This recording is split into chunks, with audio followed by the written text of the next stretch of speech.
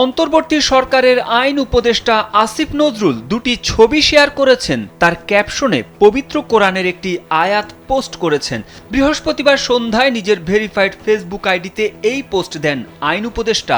স্ট্যাটাসে আসিফ নজরুল কোরআন শরীফের সূরা বনী ইসরাইলের ৩৭ নম্বর আয়াত তুলে ধরেন। সেখানে উল্লেখ আছে, আল্লাহ তাআলা বলেন, পৃথিবীতে দম্ভ ভরে পদচারণা করো না, নিশ্চয়ই তুমি তো ভূপৃষ্ঠকে কখনোই বিদীর্ণ করতে পারবে না এবং উচ্চতায় তুমি কখনোই পর্বত প্রমাণ হতে পারবে না।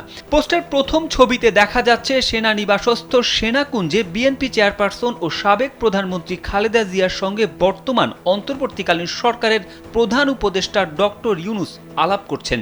এলো ভিশন মুশকিল আসান অফার, যে কোনো ব্র্যান্ডের পুরনো ফ্রিজ নিয়ে চলে আসুন ভিশন শোরুমে আর নিয়ে যান নতুন ভিশন ফ্রিজ 20% পর্যন্ত ছাড়। দ্বিতীয় ছবিটি কার্টুন, সেখানে নদীতে ফেলে দেওয়ার চিত্র ফুটিয়ে তোলা হয়েছে।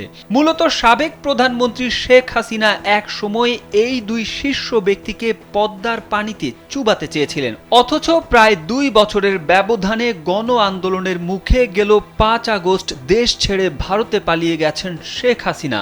এজন্য ছবি দুটি ব্যবহার করেছেন আইন উপদেষ্টা।